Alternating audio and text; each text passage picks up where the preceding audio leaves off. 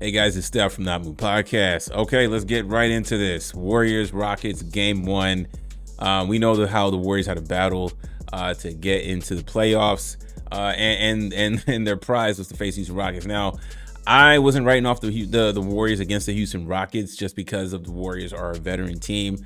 Okay, championship experience, championship pedigree, and with the addition of Jimmy Butler, and boy, was this a very veteran savvy game by the Warriors. Of course, playoff Jimmy is back in full form, led by Steph Curry. Okay, total team effort. Defensively, by the Golden State Warriors. I mean, it was a nice little back and forth in the first quarter, and then Curry went off. The second quarter just went berserk. And the Rockets, they made a late surge. They tried. The big problem with the Rockets, they don't have a closer. Okay, it's obvious. Okay, they're trying to win these games by committee, and it's gotten them 52 games in the second seed. Okay, we're not knocking that, but in the playoffs, you're gonna need a guy, and that guy was supposed to be Jalen Green. Jalen Green, who's been averaging 21 points this season, only had 7 points. Okay, it's his first playoff game.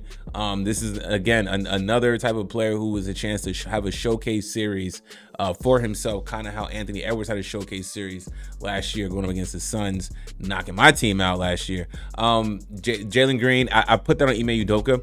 I think that they don't run enough plays for him, and I don't see the confidence a whole lot for Jalen Green to take reign because they have so much offense all over the place. You know what I'm saying? They got Sengun, okay, then Jalen Green, then Thompson. They got Jabari Smith coming off the bench and stuff like that. I mean, they have a whole bunch of guys, but they got to get a guy comfortable being the leading scorer. So when it comes to crunch time, you have a guy that can finish. You need to start building that experience in Jalen Green to take the reins. Now, if Ime Udoka doesn't have plans for Jalen Green, or there's going to be some additional changes to his roster, then so be it. But for this playoff run and be a second seed, and to lose this game, it shows that there's a lot of smart people not writing off the Warriors. I am not going to call myself one of the smart people. I'm just going to say that,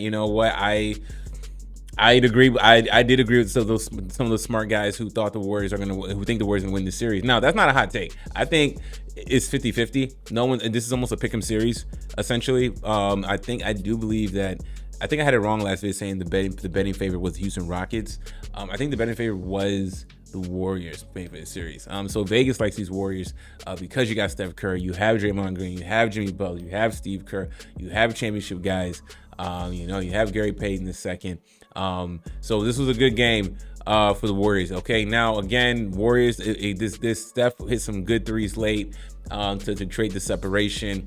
Some good lockdown defense. Jimmy was able to get out on some breakouts, dunks, and layups.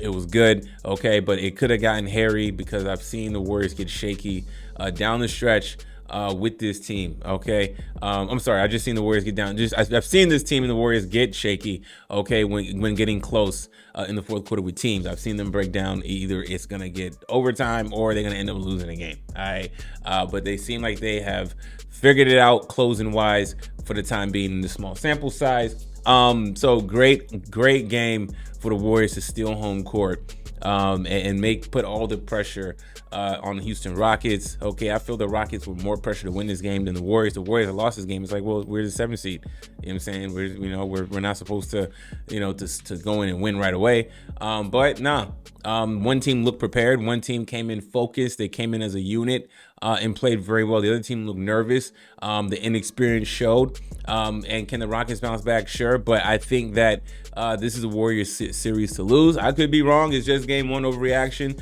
I'm not going to take it as overreaction. I like the Warriors. I already like the Warriors making this competitive series going 7 games. And then ultimately, I do like the Warriors winning this series because you trade for Jimmy Butler. You pay for Jimmy Butler for moments like this. You pay for Jimmy Butler for games like this. And you get it, right? Okay, they don't have a Jimmy Butler on their team. They don't have a closer on their team. So great win. Another subplot line going on with this series is that Jonathan Kuminga got no floor action. Okay, now look, we know Jonathan Kuminga is going to be a restricted free agent next season. After this season, there's rumblings that he may go to Philadelphia. Okay, Steve Kerr made some comments a couple of days ago saying that we went 18-2 with a particular rotation with Jimmy in the lineup, yada yada yada yada yada.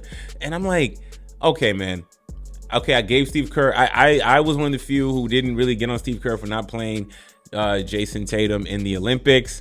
Okay, I just feel that spot was a little different. Many reasons to justify that.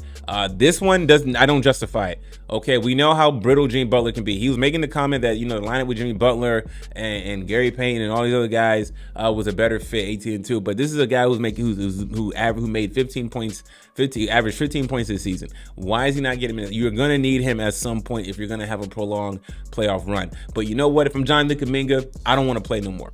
I don't want to play no more, and I want to enter free agency healthy as an unrestricted, as a restricted free agent. So be it. Okay, this is some weird games going on with Steve Kerr and not playing Jonathan Kuminga. You would think in this series he would be useful. I know they got away with it in game one. The Warriors look better. They have the right to stand on business and don't have to justify anymore talking about Jonathan Kuminga as they continue to win, though. But if they lose and lose consecutively in these playoffs, I think the Jonathan Kuminga plot line is going to get a lot louder. If I'm Jonathan Kuminga, I know you want to play. It's the playoffs. You want to be out there on the court. Okay, who wouldn't want to be out there playing in NBA playoffs on a team like the Warriors right now? And he's earned that. But Steve Kerr feels it's different. Steve Kerr feels he's the smartest guy in the room.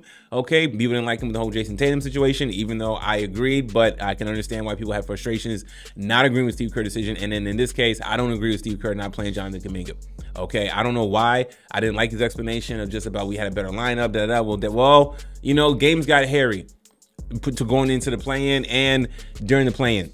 Okay, with Jonathan Kuminga have served a purpose and been helpful in some of those spots. Okay, if Jimmy Butler, God forbid, if Jimmy Butler goes down, because he's saying that Jimmy Butler is an all-world great player as he is, and they don't need Kuminga, that can be a future problem. I can definitely see that.